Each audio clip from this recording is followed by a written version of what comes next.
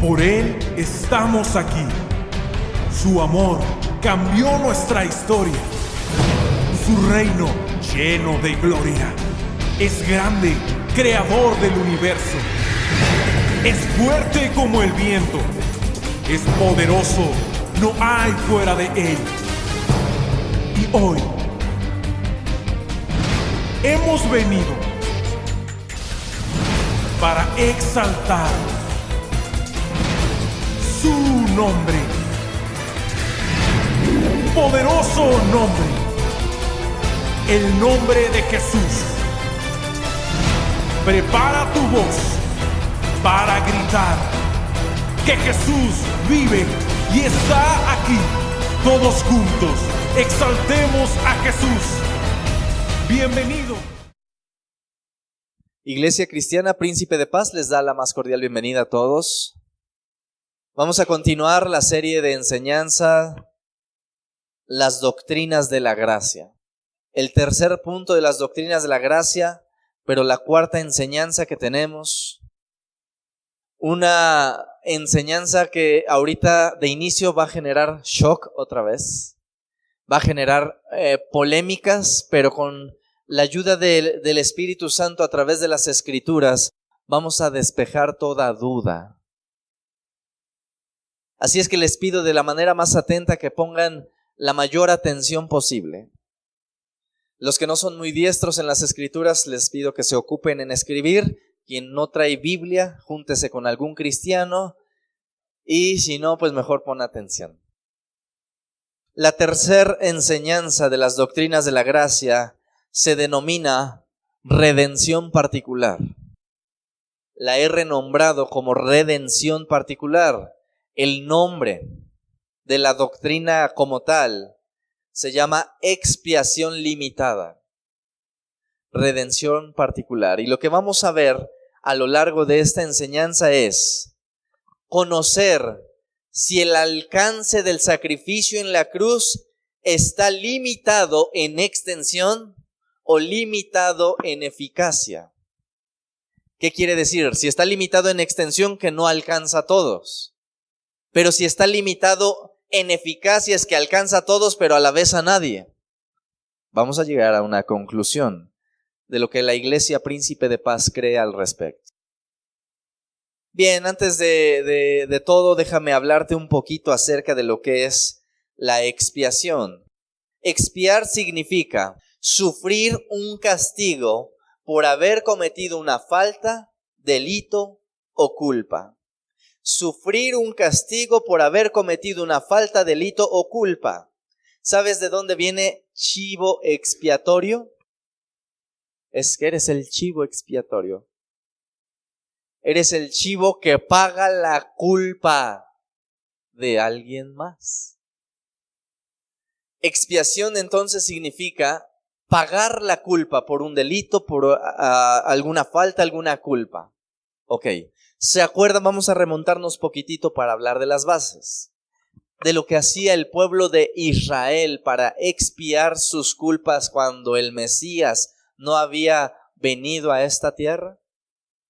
¿Qué es lo que tenía que hacer Israel para que de momento quedara cubierto el pecado? No lavado, no quitado, solamente cubierto. ¿Qué tenía que hacer el pueblo de Israel? Tenían que hacer sacrificios de machos cabríos, de corderos. Y fíjense lo que son las cosas. Dios instituye por medio de Moisés un ritual, una ceremonia, algo que el pueblo tenía que hacer de manera simbólica. Ellos lo hacían obviamente de práctica, pero que simbolizaba lo que a futuro iba a suceder con las personas. Esto es, Israel cometía pecado, y hablo de Israel, el pueblo escogido de Dios, cometía pecado y lo que hacían para pagar su culpa era llevar un macho cabrío, llevar un cordero, degollarlo, derramar su sangre y decir, mi pecado ha sido pagado. En pocas palabras, el chivo expiatorio pagaba por mi culpa. Pero eso solamente cubría momentáneamente. De tal manera que cada que pecaran tenían que llevar un cordero.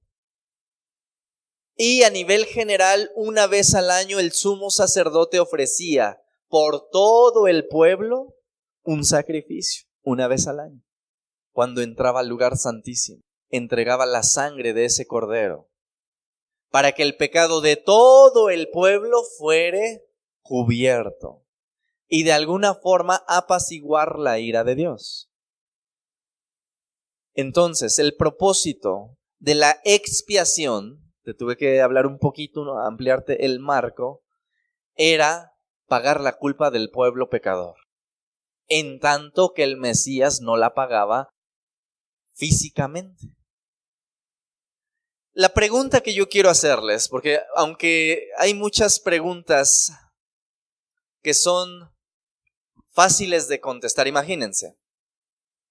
Supongamos que esto es el tiempo de Israel, que yo soy el sumo sacerdote y que ustedes son el pueblo pecador. Supongamos, dije, no te me ofendas. También el sumo sacerdote era pecador, porque también lo ofrecía por sí mismo y por todo el pueblo. Entonces, imagínense que aquí tengo un borrego, y no para hacer barbacoa, sino para sacrificarlo por el pecado de todos nosotros.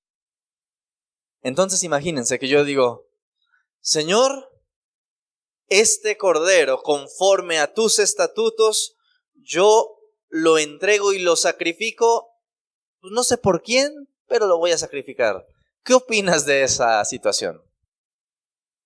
Pues incluso si el vecino lo cree, pues para el vecino. Y si alguien aquí lo cree, para ellos. Pero pues a ver, ¿para quién? ¿Tú qué opinas de esa situación? ¿Sería algo objetivamente claro? ¿Algo con un propósito específico? Si el propósito es expiar, pagar la culpa y que el sumo sacerdote diga, pues a ver, ¿para quién? Ay, para el que quiera. Desde ahí estamos viendo que cuando hay una expiación debe de haber un propósito y un objetivo que se debe alcanzar. Entonces, la pregunta en esencia es, hay dos opciones en las que podemos ver el sacrificio en la cruz. Número 1, lo vimos hace 8 días. Jesús murió como expiación de a ver quién cree, de por si alguien se anima a creer, o Jesús dio su vida específicamente por personas escogidas. ¿Ok? ¿Ya vieron? Empieza el dilema. Por algunos, por todos. Si decimos que murió por todos, entonces limitamos la eficacia del sacrificio. Quiere decir, Jesús murió por todos, pero pues a ver quién quiere. A ver quién cree, Señor, híjole, pues bueno, yo ya me entregué para ver quién lo recibe. ¿Suena congruente? Eso es decir que murió por todos. Pero decir que murió específicamente por personas, hablamos de un grupo muy grande, por cierto, pero a final de cuentas por un grupo de personas. Una expiación limitada. ¿Limitada a qué? A ciertas personas que él ya tenía de antemano que le conocieran. Dilema. ¿Qué te imaginas de Jesús si él murió por todos, pero sin eficazmente salvar a nadie? O sea, hacer posible la salvación para todos, pero a final de cuentas, pues yo no me meto, ¿no, Jesús? Yo ya hice lo que me corresponde, ahora tú haces el otro 50%. Tú decides si te salvas o no. Sería algo ilógico. ¿Cuál es la postura de la doctrina reformada? Cuando se usa la frase expiación limitada, escuchen, no se quiere decir que el valor de la expiación sea limitado. En pocas palabras, la sangre de Cristo tiene el poder de salvar a todo el mundo. Claro que sí. La sangre de Jesús tiene el poder de salvar a todo el mundo. Entonces, en ese sentido no lo estamos limitando, porque es tan poderoso que pudiese alcanzar al universo entero. Pues fue Dios mismo quien entregó su sangre, un valor infinito. Así como el pecado ofendió a una persona infinita y por eso tendría que haber un pago infinito o eterno, Asimismo, Jesús dio el pago infinito y eterno que alcanzaría en cuestión de si fuera aplicado, si alguien me dijera, pastor, si todo el mundo hoy se arrepintiera y creyera en Jesús, ¿alcanzaría el poder de la sangre? Sin duda alguna. Entonces no nos estamos refiriendo a que el poder no pueda alcanzar a todo el universo. A eso no me refiero cuando decimos expiación limitada. Nos referimos a que el pecado de Adán ofende a un ser de una dignidad infinita y el sacrificio para limpiar ese pecado debía tener un valor infinito, el cual se cumple con la muerte de Dios hecho carne. Jesús, cuando se habla de expiación limitada, se quiere decir que los efectos de la muerte de Cristo son solo para un grupo limitado de personas, un grupo muy grande, pero solamente para un grupo. Creemos que Jesús hizo más que crear una oferta de salvación para todo el que crea. Creemos que Él tuvo todo lo que se había propuesto obtener a su iglesia. ¿Me explico? Nosotros creemos que no solamente Jesús dijo, bueno, yo ya les oferté la salvación. No. Creemos que Él dijo, yo voy por este y por aquel. Por eso doy mi vida por ellos. Creemos firmemente eso.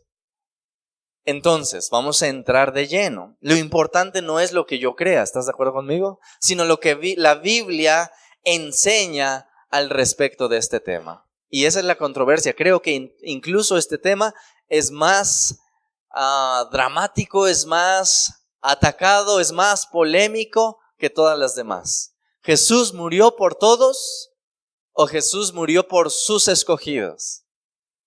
Y yo sé que hay dos posturas. No, por todos, pastor. Okay. Eso es lo que vamos a explicar a lo largo de esta enseñanza. ¿Están listos? ¿Qué es lo que revela la palabra de Dios al respecto? ¿Había un objetivo particular de Dios de decir yo voy por mis escogidos o pues a ver quién me escoge a mí? Básicamente esa es la postura. ¿Dios hizo posible que quizás los hombres pudieran salvarse? ¿O Dios escogió a un gran número de personas para salvarse, que es distinto? ¿Cuál es la opinión? Si cada hombre decide salvarse, entonces también tiene méritos en la salvación. De tal manera que el día de la salvación pudieran decir, Señor, como lo dijimos, gracias porque soy bien inteligente. Gracias porque yo en mi sabiduría escogí salvarme. Imagínate, ¿quién llegaría a Dios así? Siempre decimos, Señor, ¿por qué me escogiste a mí? ¿Sí o no? ¿O hay alguien que diga, sí? Porque de verdad, en la doctrina arminiana, y eso lo voy a hablar al final de las consecuencias del arminianismo, que yo mismo las viví y que por eso puedo hablar como puedo hablar, es que en una ocasión, imagínense, nada más ve el grado de equivocación. Como tanto es tan duro y dale y tú escoge y tú arrepiéntete y tú decide y tú cambia y tú y Dios, ¿no? Llegó el momento que me fastidié y todavía tengo eso en la mente, nunca se me va a olvidar, porque son palabras pues, que el Señor me permitió decir para mostrarme todo lo que hay en el ser humano. Yo iba en el micro, precisamente ahí por San Felipe, Hueyotlipan, lo tengo tan presente. Iba del lado de la ventana, de verdad. Y en ese momento me solté a llorar, porque era tanta la presión que ponían en nuestros hombros, de que si te quieres salvar, escoge tú. Si no te quieres perder, tú tienes que esforzarte. Y todo esto, Dios prácticamente nada más murió y ahora tú escoge y tú haz todo y tú te sostienes y Dios un cero a la izquierda. Y pues yo me puse a llorar, porque la verdad es que cuando empiezas a ver tu condición de pecador, tú dices, ni mentes, ¿cuándo me voy a salvar? Sí, la verdad. Y me puse a llorar. ¿Y sabes qué es lo que dije? Siendo arminiano, creyendo esto que ahora no lo creo, es cuando yo gane mis coronas, hasta alcé mi mirada, llorando, pero con enojo. Cuando yo gane mis coronas, porque saben que está escrito, ¿no? Que nadie arrebate nuestras coronas, que los galardones. Yo dije, cuando yo gane mis coronas, hay un pasaje que enseña que todos echaremos nuestras coronas a los pies de Cristo. Bueno, yo dije, yo no voy a echar nada. Porque si yo las gano es porque yo lo merezco, tú no haces nada. Hasta hoy me doy una arrepentida de esas palabras. Pero eso es lo que genera la doctrina arminiana. Vanagloria, méritos propios. No comprendía yo esta doctrina. La forma sana de las Escrituras. No la entendía. Entonces, la pregunta que yo tengo es, ¿Jesús tenía en mente a sus ovejas, a su iglesia o a su pueblo al momento de ir a la cruz o solo se entregó como el Borras? ¿Quién es el Borras? Por lo que investigué, porque sí investigué. Sí, era un programa de televisión, les explico para los que no son de México, inclusive nosotros muchas veces ni sabemos qué onda, pero se nos queda la palabra, la frase. Y el Borras era obviamente un actor de una serie de televisión y él básicamente era un taxista. De tal manera que como taxista nunca veía los retrovisores, solamente se metía ignorando las consecuencias o todo el daño que pudiera hacer por tomar decisiones sin pensar. Él era el Borras en la televisión. Entonces, cuando decimos como el Borras es que tomas decisiones sin pensar. Jesús se aventó como el Borras o tenía en mente su pueblo, sus ovejas, su iglesia. Juan, insisto, racionalmente es fácil entender. Vamos a las Escrituras. Eso es lo que nos debe importar más que mi opinión y tu opinión. Juan 10, por favor. Vamos a empezar con este tema que está precioso. Juan 10, versículos 14 al 16, por favor. Versículos 14 al 16. Y dice la palabra de Dios: Yo soy el buen pastor y conozco mis ovejas, y las mías me conocen, así como el Padre me conoce y yo conozco al Padre, y pongo mi vida por las ovejas. También tengo otras ovejas que no son de este redil, aquellas también debo traer, y oirán mi voz, y habrá un rebaño y un pastor. A ver, Jesús tenía en mente sus ovejas o dijo, a ver quién me escoge. Él ya tenía en mente, yo tengo mis ovejas, yo conozco mis ovejas. Y te voy a decir algo, si tú has venido a Cristo, no es porque eres más inteligente que otros. Porque me ha tocado escuchar a otros hermanos, ay, yo no entiendo, ¿por qué no entienden que el pecado está mal? ¿Y por qué no vienen a Jesús? Orgullo. ¿Estás diciendo que tú eres más inteligente que los otros? ¿Sí o no? Muchas veces he escuchado a las personas decir, ay, es que yo no entiendo por qué son tan necios. Tú no eres un necio. Tú fuiste una eminencia para escoger a Jesucristo. ¿Y el mérito quién lo tiene? ¿Cristo o Él? Perdón, su majestad, no sabía de tu gran inteligencia. ¿Sabes por qué estás acá? Porque sus ovejas conocen su voz. Y si éramos sus ovejas, quiere decir que antes ya nos había destinado para ser ovejas. Fíjate el versículo 15. Te voy a preguntar, ¿por quién puso su vida Jesús? ¿Por todo el mundo? Según el versículo 15, ¿por quién? Por sus ovejas, por sus escogidos, por su pueblo. ¿Cristo murió por todos o por sus ovejas? Ok, vamos a extenderlo. Siento que es fácil de comprender, pero para algunos otros es algo diabólico. Lo que yo estoy diciendo para ellos es diabólico. Porque hace a Dios un tirano. No entienden, pero vamos a explicarlo con mayor detalle. Fíjense, la pregunta que yo voy a hacer, porque es en base a preguntas, me gusta llevarlos a reflexionar. ¿Será que al momento o antes de dar su vida Jesús, estando en la tierra, oró de manera particular por las personas por las que iba a morir? ¿O dijo, pues a ver quién del mundo quiere creer en mí? Obviamente vamos a solucionarlo con la Biblia. En Juan, más adelantito, en el capítulo 17.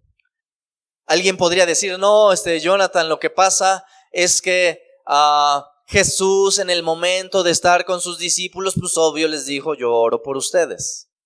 Entonces no quiere decir que ya tiene escogidos, simplemente oró porque ellos ya le estaban siguiendo. Esa es una forma de razonar de los hermanos arminianos. Versículo 20 del 17 de Juan.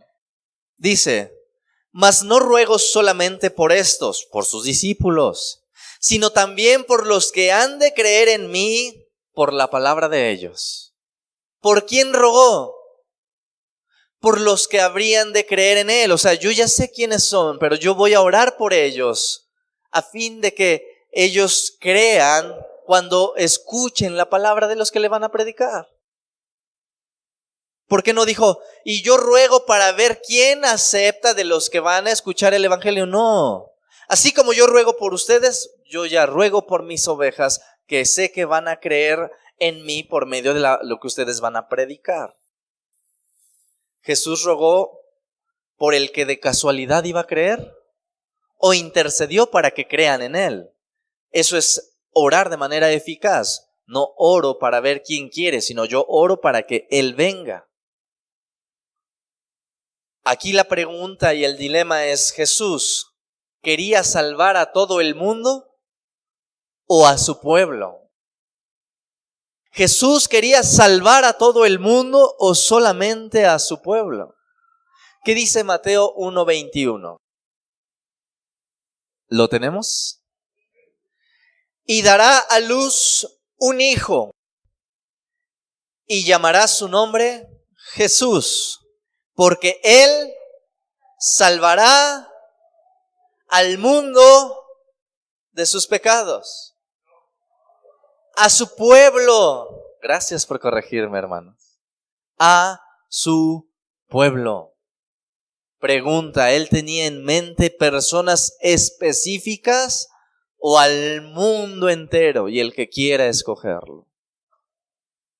Ahora entienden la comparación de que, Señor, yo ofrezco este chivo expiatorio, pues a ver quién lo recibe, pero ahí te va la sangre. Sería algo sin sentido. Entre paréntesis, es más, también va para los de Oaxaca, Señor, pero todavía ni saben que estás acá, pero pues por si acaso. Suena inconsistente. De hecho, sería un desperdicio. Ajá, y si nadie lo toma, nadie lo cree, pues ya lo maté. Ya sufrí, pero no hay nadie que me acepte, Señor. ¿Será esto así? Entonces entendemos, por expiación limitada, no al alcance en el poder. Ojo, no estamos limitando el poder. Estamos diciendo que creemos que fue eficaz. Al decir eficaz fue sin fallos. Yo te salvo a ti, yo pago por ti, entonces te salvo a ti. Eficaz su sacrificio. En cambio, nuestros hermanos arminianos dicen no, porque creen que esta forma de pensar hace a Dios un tirano. ¿Cómo Dios va a tener escogidos? No. Entonces lo que quiero creer es que Jesús murió por todos y las personas, para que no se me sientan mal, escogen a Dios. Pero no es así. ¿Por qué me gusta hablar del arminianismo y las doctrinas reformadas? Porque yo quiero que ustedes tengan convicciones. Si yo solo hablara de la verdad, que es la palabra de Dios, y alguien llega y te dice, a ver, entonces este pasaje, y tú decir, entonces me engañaron. No, a mí me gusta hablar de las dos cosas. Así es que vamos a estudiar unos pasajes que aparentemente contradicen lo que ahora estoy diciendo. Hay textos que parecieran que como que no comparten con las doctrinas reformadas. Y este es, insisto, el objetivo del cual yo hablo de las dos posturas, para que tú tengas una convicción. ¿Sale? ¿Cuántos se saben el texto de Juan 3:16? ¿Quién me lo puede citar? Pregunta, mis estudiosos y mis teólogos junior. ¿A quién amó Jesús? Al mundo. Ya ves. reformado, porque así nos dicen, tu doctrina es deformada. Jesús amó al mundo, no solo a unos cuantos. Punto para el arminianismo. No, espérenme. Es más, hasta les voy a citar más pasajes para que vean. Juan, ahí mismo en el Evangelio de Juan, en el capítulo 1. Este sí les va a dar a los reformados. Versículo número 29. Dice, el siguiente día vio Juan a Jesús que venía a él y dijo, he aquí el Cordero de Dios que quita el pecado. Ya ven, no es de algunos, es del mundo. ¿Y qué es mundo, hermanos? Ok. Ay, esto se pone bueno. ¿Sí o no? Segunda de Corintios. Yo quiero hacerlos pensar, yo quiero que tengan convicciones. Segunda de Corintios. ¿No te basta mi reformado? Ok, ahí te va otro versículo. Segunda de Corintios 5, 19. Dice la palabra de Dios, entonces vamos a atacar a los reformados. 5, 19. Que Dios estaba en Cristo reconciliando consigo. ¡Qué óvole! Por fin. ¿Por algunos o por todos? Hay respuesta, ¿eh? Yo solo quiero que comparen, para que no me los chamaqueen por ahí. Vamos a ver un último versículo. Primera de Juan. Ya ves, dicen los arminianos, estoy derrotando tu doctrina.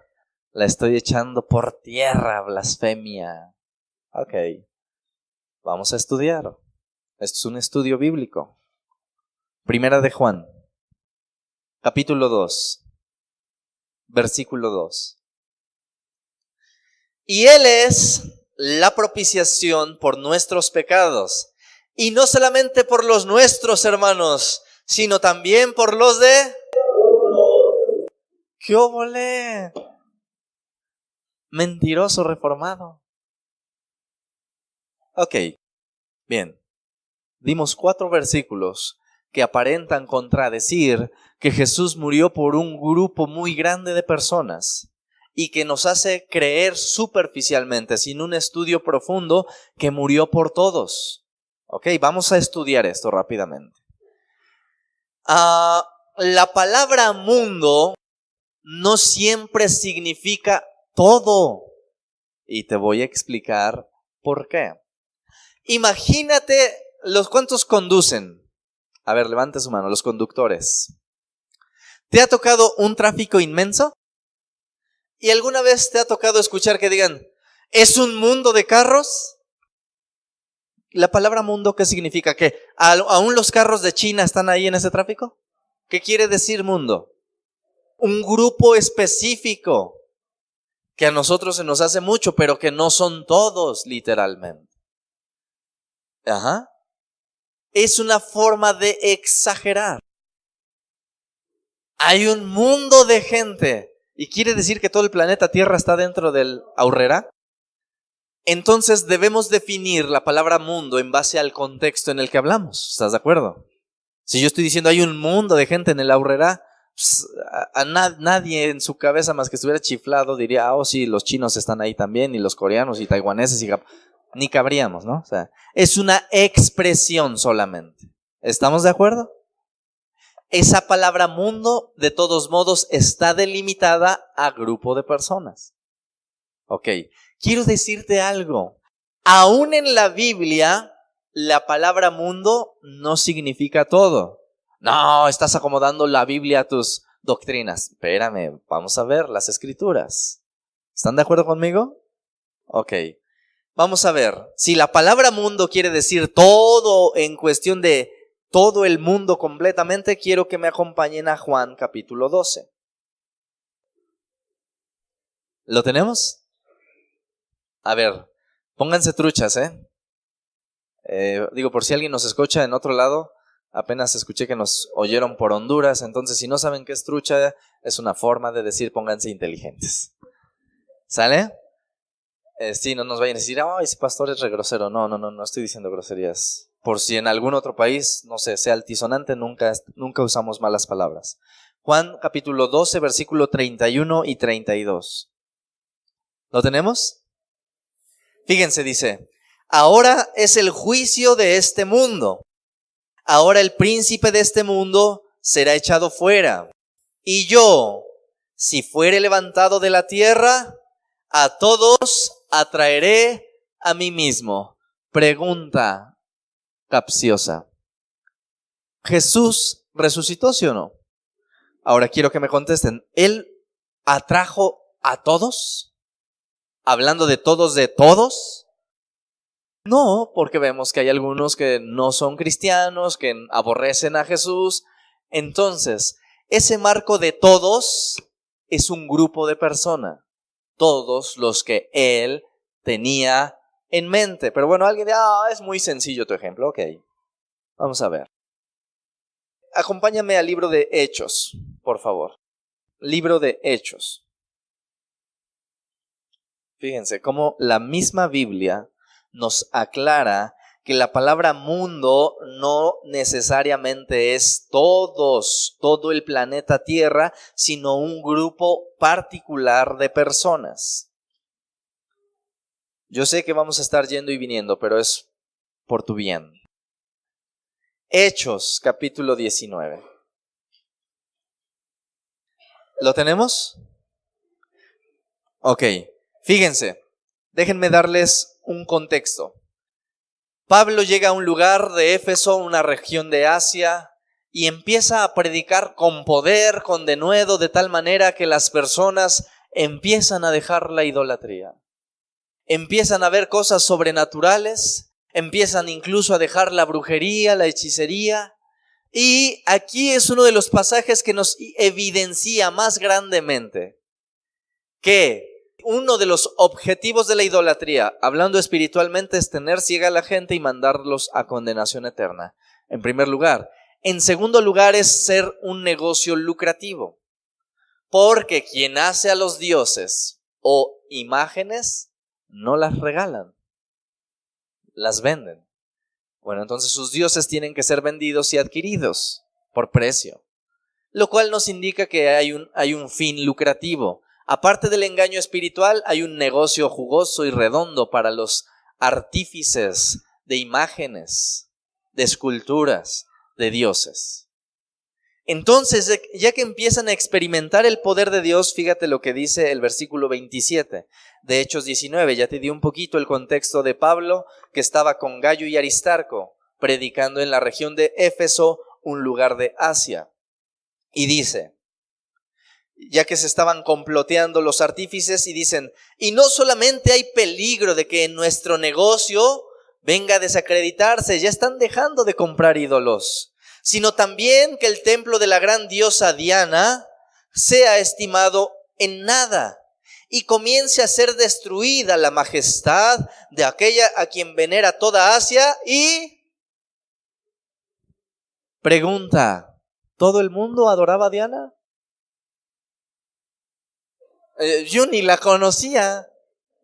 Es verdad que en algunas otras regiones la conocían como Artemisa, pero que era la misma Diana. Sin embargo, no era todo el mundo, porque algunos tenían a Dagón, otros tenían a Guadalupe, otros tenían a otros, ¿verdad que sí? Entonces la expresión todo el mundo en la Biblia significa todo el mundo. No, es una expresión para determinar un grupo de personas. ¿Están de acuerdo conmigo? Y bueno, aquí es claro, ¿verdad? Que una vez que dijeron, híjole, se nos están yendo los compradores de dioses, hay que hacer un alboroto para defender a nuestro Dios. Hay lucro en medio de aún de una religión idólatra. Aparte de las cuestiones espirituales, que es una ceguera total y es rendir culto a un demonio o muchos, según sea el caso. Pero bien, el objetivo principal es que tú entiendas, a ver, si vamos a aplicar literal, vamos a aplicar literal. ¿Todo el mundo adoraba a Diana? Ahora yo le digo a los arminianos, ok, vamos a despejar dudas. Porque si vamos a aplicar de manera directa todo así, pues aquí entonces hasta tú le vas a Diana. ¿Verdad que no? Pues no, es... Ok. Acompáñame a Hechos. Vamos a ver otro versículo más. Capítulo 24, que es ahí adelantito. Fíjense, los fariseos quieren que Pablo pague una condena. Entonces vamos a ver. Hechos 24:3. Oh excelentísimo Félix, era un gobernador. Lo recibimos en todo tiempo y en todo lugar con gratitud. Parecen más barberos que otra cosa. Pero por no molestarte más largamente, te ruego que nos oigas brevemente conforme a tu equidad. Se ve un plan bien artificioso ahí. Porque hemos hallado que este hombre es una plaga, hablando de Pablo, y promotor de sediciones entre todos los judíos por todo el mundo y cabecilla de la secta de los nazarenos.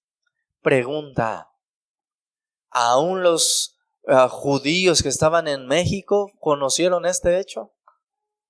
Pero ahí dice que los judíos por todo el mundo ni avión tenían. ¿Estás comprendiendo que mundo es una expresión para hablar en realidad de un conjunto de personas y no necesariamente de totalidad de la población que habita el planeta Tierra?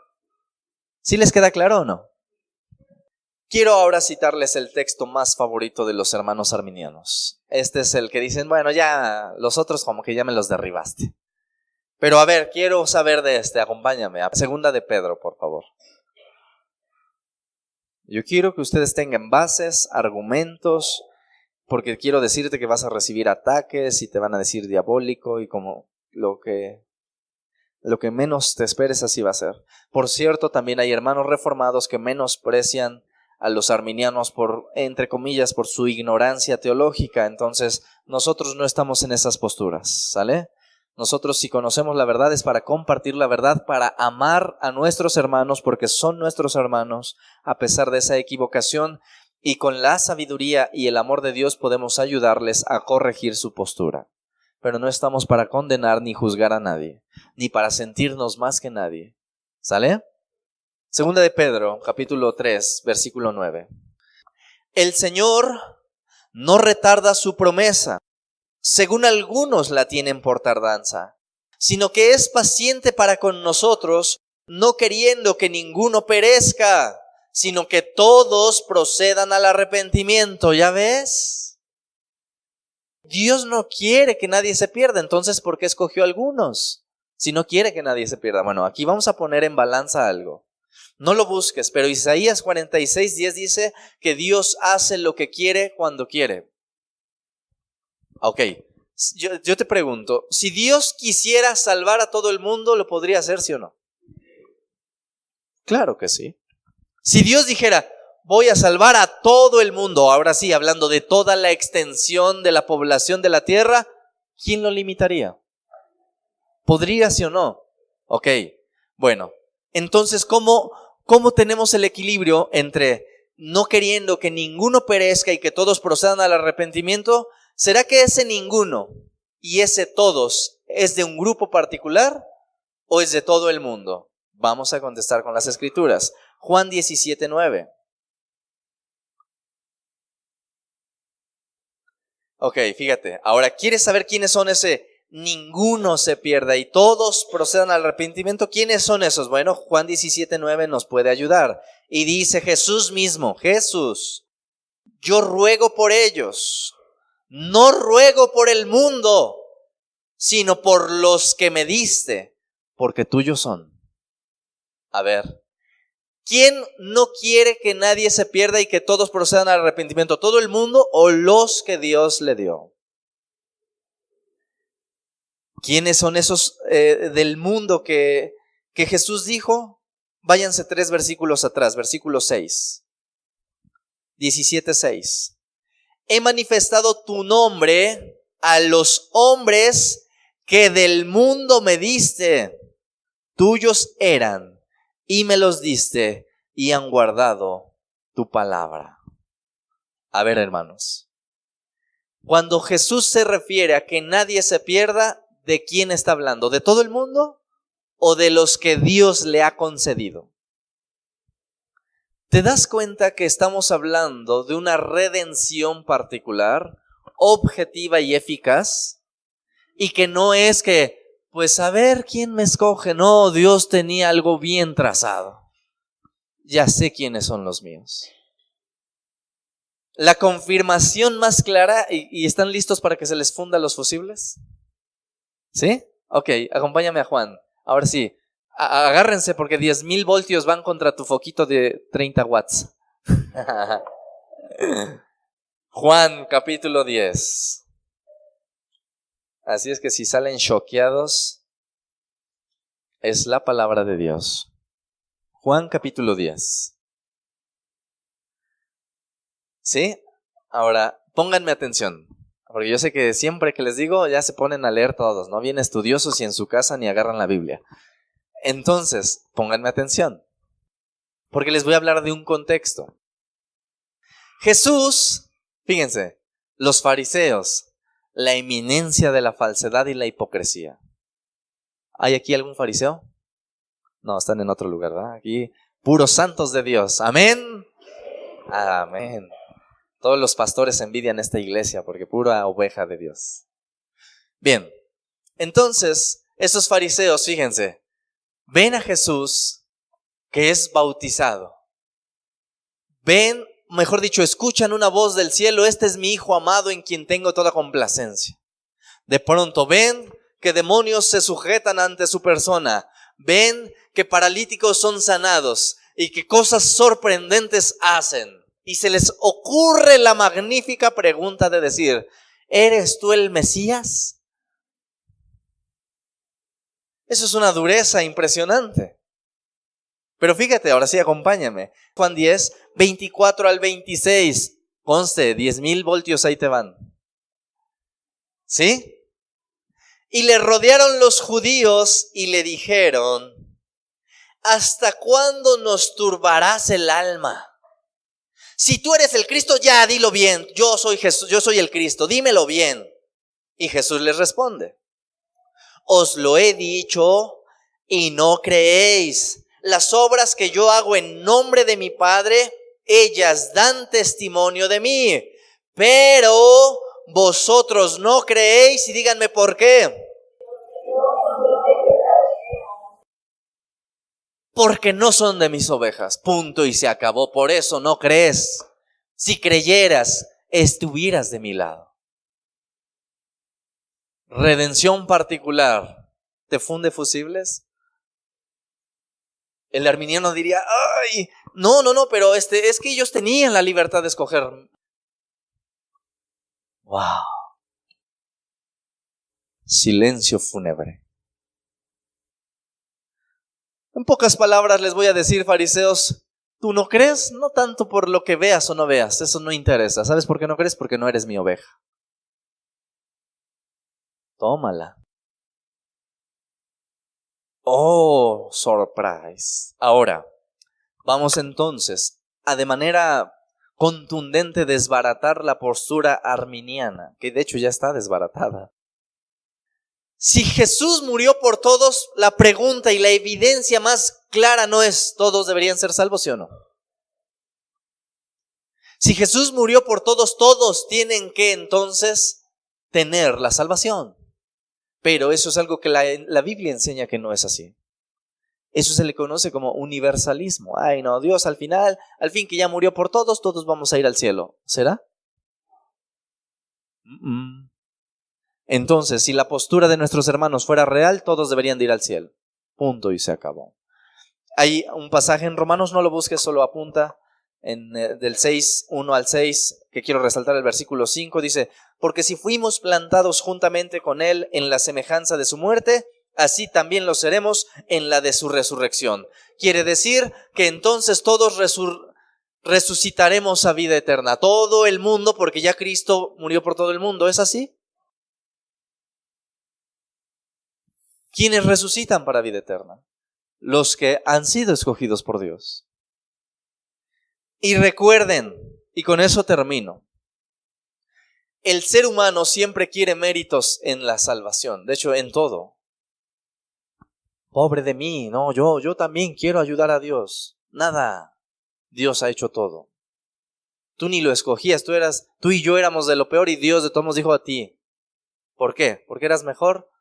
Pero el ser humano siempre quiere decir, no, yo seguramente soy mejor que el borracho, el drogadicto. Nada. Del vil y menospreciado. De tal manera que las doctrinas de la gracia siempre nos llevan a darle la gloria ¿a quién? ¿A tu persona? No inventes, cuando vemos que no tenemos ni parte ni suerte, Señor, gracias. Y yo con llanto lo he dicho.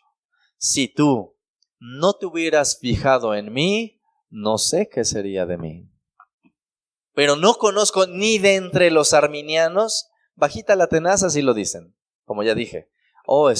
Yo no sé por qué no pueden entender, yo no sé por qué no van a la iglesia, yo no sé por qué no escogen a Dios, porque se creen mejores ellos. Pero delante de Dios, un solo arminiano no he escuchado que diga, oh Señor, te doy gracias porque yo te escogí. Gracias porque yo te soy fiel, gracias porque no te nunca me he encontrado a uno. Siempre le dan la gloria a Dios. Aún siendo arminiano, Señor, gracias porque me escogiste. ¿Y tú? Pues no que no. Amados hermanos, la gloria es de Dios en todo, aún en la salvación de nosotros. La gloria es de Dios. Así es que no nos desgastemos. No nos desgastemos. Algunos dicen, a ver hermano, así, y te lo van a decir, y ahí les va una pregunta. ¿Dios tiene escogidos, sí o no? ¿Sí o no? Con convicción. Bueno, entonces, ¿para qué predicas si ya están escogidos?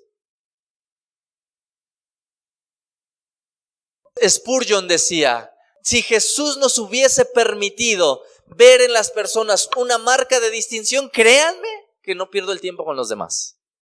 Pero por cuanto ha dejado en su sola potestad el conocer quién es escogido, predícale a todo el mundo. Quien te reciba es porque conoce su voz. Quien no te reciba, no te desgastes, no lo manipules, no lo intimides, te vas a ir al infierno, nada. ¿Ok? Vamos a cerrar nuestros ojos. Inclina tu rostro.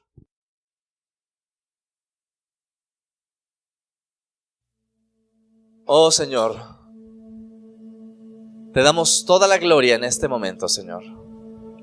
Toda la gloria es tuya, porque nos has decidido salvar desde antes de la fundación del mundo. Y eso es algo que funde nuestros fusibles.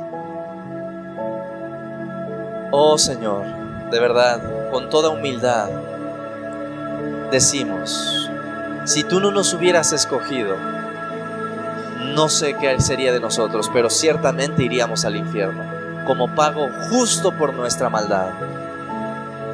Señor, ante esta verdad revelada, lo único que puedo gritar a los cuatro vientos es que tengo un Dios amoroso, incomparable, que si es capaz de condenar justamente al impío, no es injusticia, es justicia, pero que si es capaz de amar a ese depravado como lo éramos nosotros, eso no lo puedo entender.